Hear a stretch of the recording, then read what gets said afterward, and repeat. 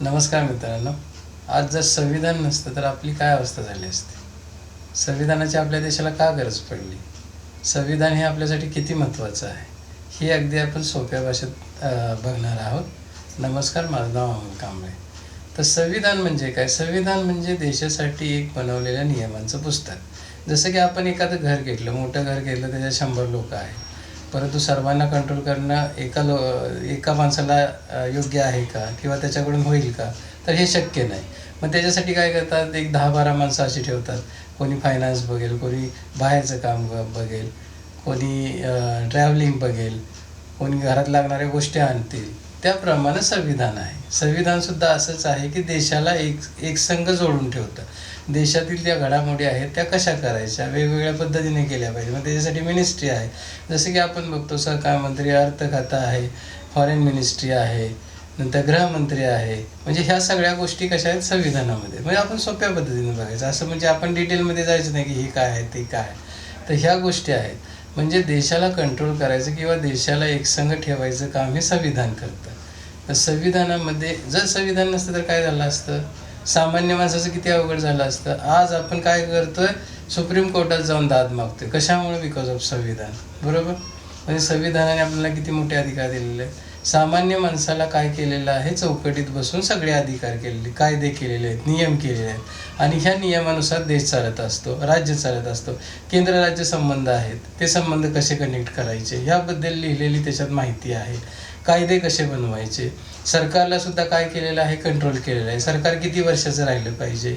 वेगवेगळ्या संस्था आहेत, त्या संस्था इन्स्टिट्यूशन तयार केलेल्या आहेत. त्या जसं की आपण बघू, आपल्या शाळा चालतात, शाळा कशा चालतात. मग त्याच्यासाठी कसं आहे, स्कूल मिनिस्ट्री वगैरे अशा गोष्टी आहेत. मग शाळेवरती कंट्रोल कसं ठेवायचं आहे, व्हाईस चान्सलर बनवले गेलेले आहेत, गव्हर्नर आहेत, वेगवेगळी स्टेट आहेत, त्या स्टेटसाठी मुख्यमंत्री बनवलेले गेलेले आहेत. म्हणजे ह्या संविधानामुळे हे नियम बनवले आणि ह्या नियमानुसार आपला देश आलेला आहे. पहिलं काय होतं, तर पहिलं का ब्रिटिशांचं राज्य आपल्यावरती होतं. मग ब्रिटिशांनी आपल्यावरती काय केलं, अत्याचार केले, जुलूम केले. त्याच्यामुळे सामान्य नागरिकाला त्रास सहन करावा लागला. आणि आता हा स्वातंत्र्य झाल्यानंतर तुमचे कायदे आम्हाला नको, आम्हाला आमचं स्वतःचं संविधान पाहिजे आणि आमचा देश हा एकसंघ राहिला पाहिजे.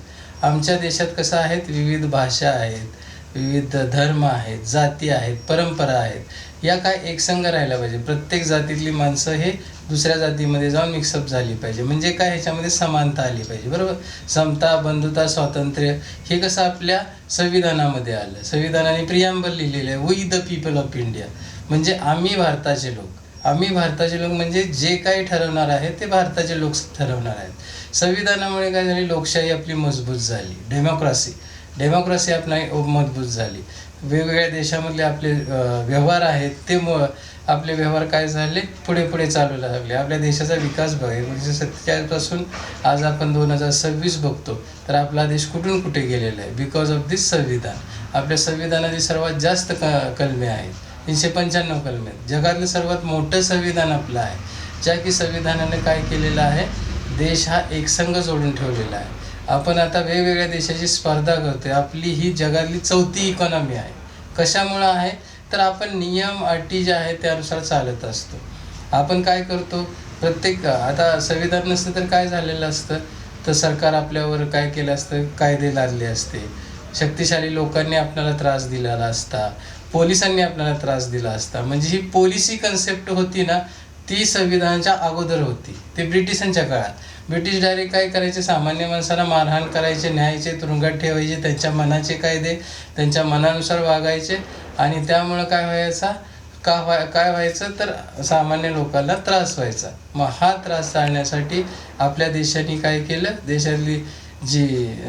आपले देशातली लोक होते, सामान्य लोक, त्यांनी उठाव केला आणि इंग्रजांना पळवून लावलं. आणि त्याच्यानंतर आपल्या देशाची स्वतःची राज्यघटना तयार केली, नियमांचं पुस्तक तयार केलं. आणि त्या नियमांचं पुस्तक आपल्याला काय करतं, प्रत्येक गोष्टी आपल्यासाठी हक्क, अधिकार, कर्तव्य काय आहेत ते जाणून देतं. आणि त्याच्यासाठी आपण काय करतो, आपण हक्काने शिक्षण घेतो, आपण हक्काने कुठेही रोजगार करतो, आपण हक्काने आपला बिझनेस करतो, आपण हक्काने कुठेही आपलं ट्रॅव्हलिंग करू शकतो. कशामुळं करू शकतो, तर संविधानात दिलेले कायदे आहेत. आपला विकास, जसे की रस्ते आहेत, पाणी आहे, डॅम आहे, इलेक्ट्रिसिटी आपल्याला मिळते, ही कशामुळे मिळते, तर संविधानामध्ये लिहिलेल्या नियमानुसार ह्या गोष्टी चालत राहतात. इलेक्ट्रिसिटी पॉवर वेगवेगळे डॅम बनवलेले आहेत, ते त्याच्यामुळेच बनवलेले आहेत. म्हणजे कसं सरकारला सुद्धा कसं लिमिटेड अधिकार दिलेले आहेत, लिमिटेशन दिलेले आहेत.